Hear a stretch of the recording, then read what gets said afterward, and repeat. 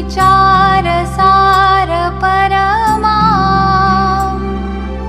आद्यां जगद्व्यापिनीं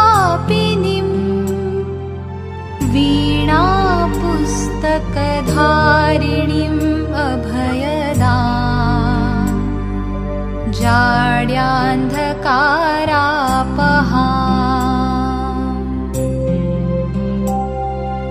हस्ते स्फाटिकमालिकां विदधतीं पद्मासने संस्थितां वन्दे तां परमेश्वरीं भगवतीं बुद्धिप्रदां शारदाम्. Am I audible now? Yes. Okay, sorry. I started again. On behalf of the Department of Zoology and my own behalf, it is a great pleasure and honor for me to extend a very warm welcome to the Honorable Vice Chancellor, Professor Nilima Gupta Madam, an eminent scholar and academician, also from the stream of zoology with specialization in fish pathology, and also a very able administrator, the chief guest of the inaugural session for this two-day international webinar. We welcome you, Madam. Honorable Madam, we also express our sincere gratitude to you that despite your very busy schedule, you have taken time out to be with us to enlighten the participants and to grace the occasion. It is also a great pleasure for me to welcome to all the eminent speakers, and I also extend my heartfelt thanks to each one of you for accepting our invitation to be with us to share your knowledge and vast experience. I welcome Professor Yelena Radulowicz, Albert Einstein College of Medicine, New York, USA, the keynote speaker of today's session. I'm very happy to share with you all that Professor Yelena Radulowicz was the Gyan Foreign Faculty in January 2020, a program of the Ministry of Education, the then MHRD. Professor Radulowicz was in the Department of Zoology, Dr. Hari Singh Gaur Vishwavidyalaya Sagar, from 13 January up to 17 January to deliver lectures and share her expertise with the students. We extend our sincere thanks to Professor Radulowicz for collaborating with us once again, though this time in the virtual mode. I welcome Professor Shukala Prasad, Department of Zoology, Banaras Hindu University, Varanasi, Dr. Aniruddha Mitra, Department of Zoology, Sarojini Naidu College for Women, Kolkata, Dr. Akash Gautam, Center for Neural and Cognitive Sciences, University of Hyderabad, India, Dr. Santosh Singh, Department of Zoology, Guru Ghasidas Vishwavidyalaya, Bilaspur, Chhattisgarh, Dr. Kiran Pandey, Alberni Lab, Center for Neural Science, New York University, USA. And our second day speakers, Dr. Meena Kumari, Department of Anatomy and Physiology, College of Veterinary Medicine, Kanka State University, Manhattan, USA. Dr. Deobrat Dikshit, Stanford Burnham Prebias Medical Discovery Institute, La Jolla, California, USA. Dr. Prashant Kumar Modi, Center for System Biology and Molecular Medicine, Yeni Poya Research Center, Mangalore. Dr. Surbhi Bajpai, Department of Bioscience and Biotechnology, Banastale University, Rajasthan, India, and Dr. Oliver Steedle, UV Medical Center, Department of Health, Safety and Environment, UV University, Amsterdam, Netherlands. I also welcome Professor P.K. Khare, Dean School of Biological Sciences, Professor Sumod Kumar Jain, Head Department of Zoology, all the faculty members of the Department of Zoology, Deans, Head of the Departments, invited guests, faculty members of other universities, dear participants, and all those who have joined us on this virtual platform. I welcome you all in this inaugural session of the international webinar on neurobiology of behavior, the challenge and the promise for translation research. The World Health Organization in 2006 pinpointed brain disorders as one of the greatest threats to public health, with 1 in 4 people affected by neurological or mental health conditions at some point in their lives. However, there is currently a dearth of treatment for these disorders. Translational neuroscience aims to resolve this by transforming knowledge gained from the basic science into interventions and applications for treating human diseases. Discovering basic causal relationships between the nervous system function and behavior is paramount to the process of developing novel treatments for central nervous system diseases. And disorders of the nervous system manifest in the form of neurodegenerative diseases like Alzheimer's, Parkinson, and Huntington's disease, psychiatric disorders like drug addiction, alcoholism, schizophrenia, depression, and ADHD, and pervasive development disorders such as autism spectrum disorder. Now, the common fundamental element linking all these nervous system disorders is that all are characterized by disturbance in the behavioral function, encompassing domains including cognition, motor control, and affect. The translation research bridges basic science and clinical entities. Disease mechanism and therapeutic targets are identified in basic experimental research by integrating clinical concepts, and validation in the clinical setting conveys significance to these findings, advancing knowledge and treating novel and improved therapeutic tools and strategies. Now, the promises can be summarized as the potential to wisely apply to the studies of the laboratory science to the real-world clinical challenges, the so-called translation research paradigm of the bench-to-bedside transformation of treatment. But the expedited movement of biomedical advances from the laboratory to clinical trials is only the first phase of the translation process. The second phase of translation, wherein innovations are moved from bedside to the real-world practice, is equally important, but it receives far less attention. It is the best of the times because translation research in neuroscience has now evolved a point where our fact base and new techniques are offering us better knowledge. Thus, the next few generations of researchers will have a wonderful opportunity to advance our knowledge to neuropsychiatric disorders and neural circuit-based domains of function in the service of better understanding and also treating transient, complex neuropsychiatric, neurological, and neurodevelopment problems. Our main challenge remains how to integrate huge amounts of new facts, that is the knowledge, into comprehensive and realistic translation models and derivative interventions for these disorders. Our eminent speakers will be taking us not only through the challenges, but also through the opportunities of this very important field of research in neuroscience. I hope this webinar will be a platform for the growth of new ideas towards a better tomorrow. I would like to inform that we had an overwhelming response of the students and total number of registration is 225. We are running a parallel session in YouTube, which is live. YouTube is also running parallelly. And let me now close by wishing the participants a delightful and stimulating 2 days of learning. Thank you for your participation. Once again, I extend my warm welcome and greetings to everyone. Thank you so much.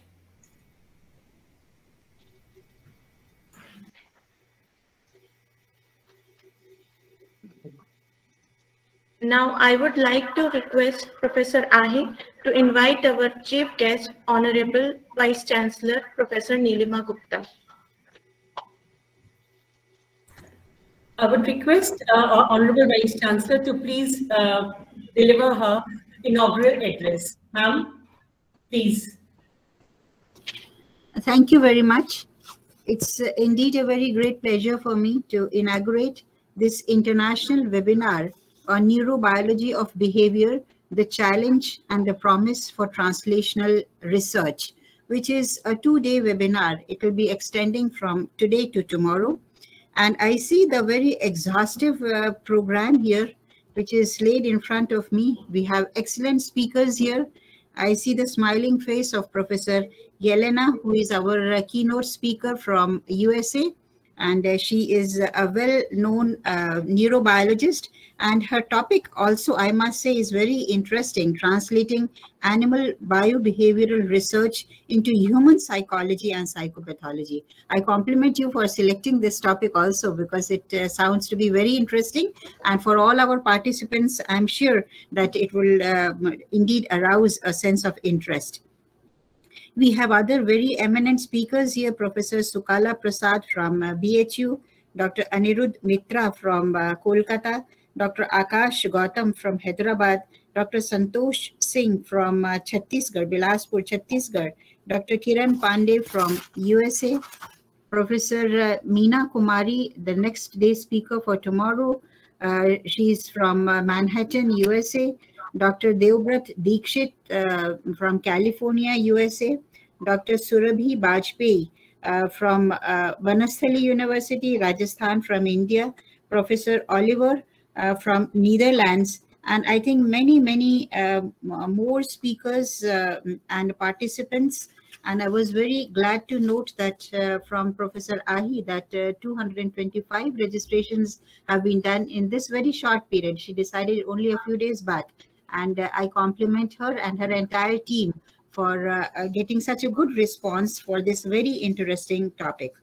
I see a number of participants who are also linked up. So at the outset, I would like to welcome one and all who are linked up with this program on behalf of Dr. Hari Singh Gaur, Sagar University, Sagar, Madhya Pradesh from India.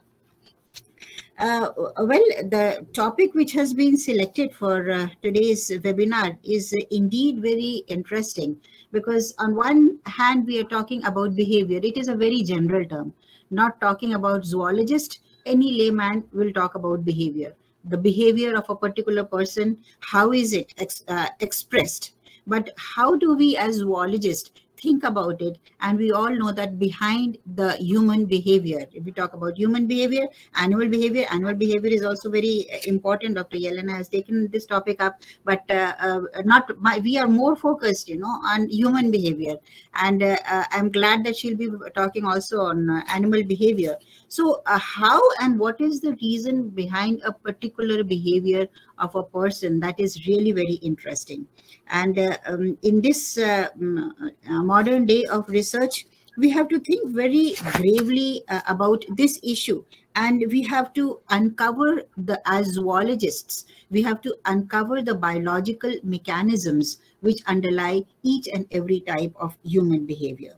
So we all know that it is being mediated by the nervous system.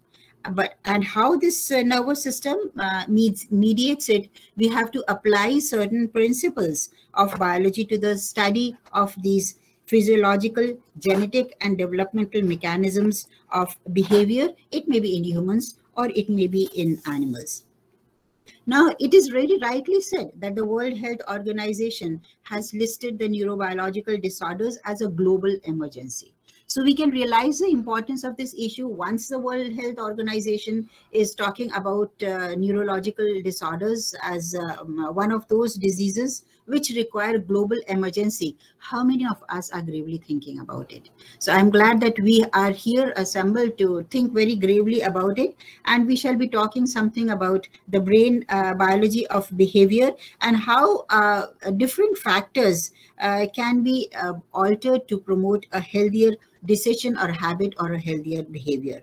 So if we talk about behavioral neuroscience, we find that it falls within the purview of clinical psychology and biological psychopathology. And also, I mean, I would say it is an integrated type of topic where it is not only the biologists, but even the psychologists who are very gravely thinking about it. So we have the psychologists, we have biologists, we have the medical scientists. They are all linked up and they are all working on how we can explain the different mechanisms underlying the behavior. We can have very many different types of behaviors. And I'm sure as I see the list, we are talking about very many psychiatric disorders like substance abuse, schizophrenia, mood disorders, neurological disorders, epilepsy, brain injury, all these types of disorders.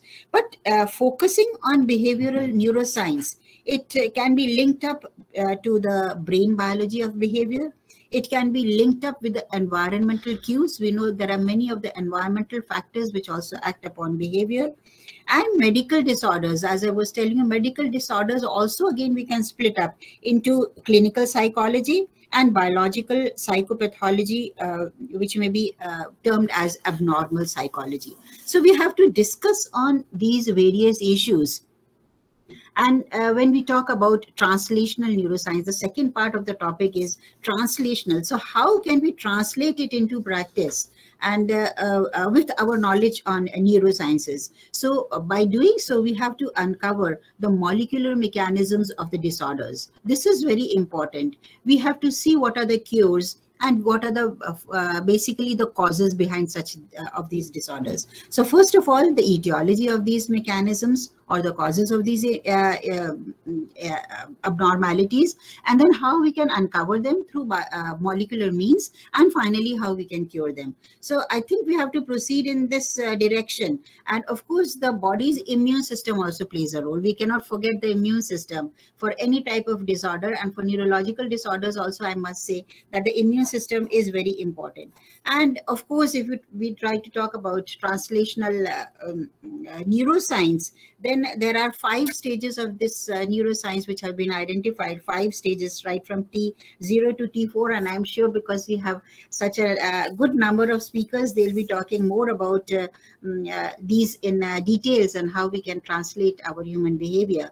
So the basic thing is that we have to design our research in such a manner that we have to discover the advances which are being made into human trials, which have the highest possible chance of success in terms of both safety and efficacy. Because ultimately, whatever research we are doing in neurosciences, in behavioral sciences, we have to bring them into practice. So I'm sure that it is not only going, all our discussions and deliberations will not only be focused on our studies, our researches, but also I'm happy that we are also talking about translational research. That is how we can bring them into practice. So we must take up all the challenges. It is not a simple job because as said by World Health Organization, or as we all know, neurosciences, whenever we talk about any type of brain disorder, heart and brain, these are the 2 organs with by which we are all frightened, that if we have any type of disorder in the heart or the brain,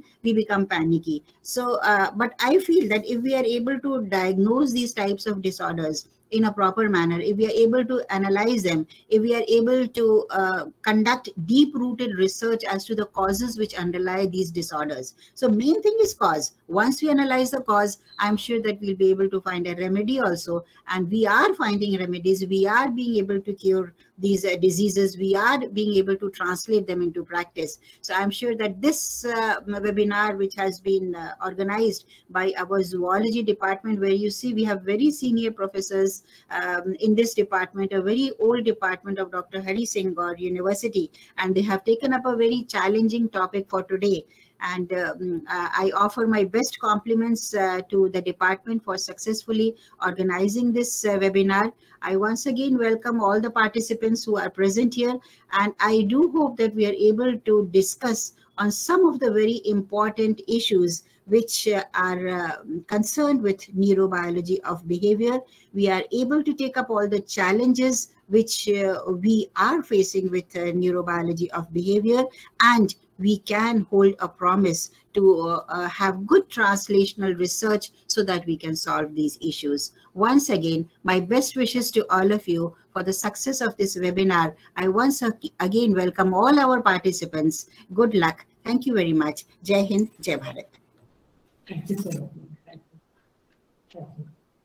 Thank you, ma'am. Now I would like to request Professor Ahi to thank our Honorable Vice Chancellor and to invite Dean Biological Sciences, Professor P.K. Khare, for his welcome address.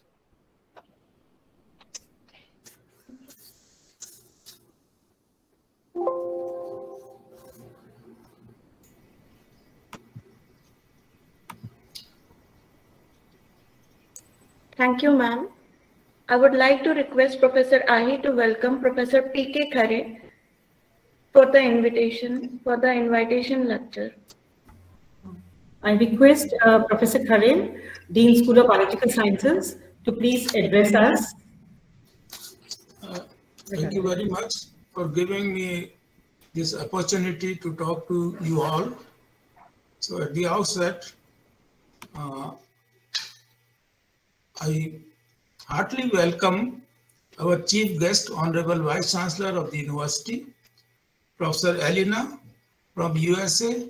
I think I met her a few years back, and I respected Professor Subodh Jain, Head Department of Zoology, respected Professor Ahi, the convener of the seminar, organizing secretaries, Dr. Rajkumar and Divya Rawat, and all the participants of this webinar who are present in this inaugural session. And most of the things already narrated by our Honorable Vice Chancellor regarding the webinar and the subject.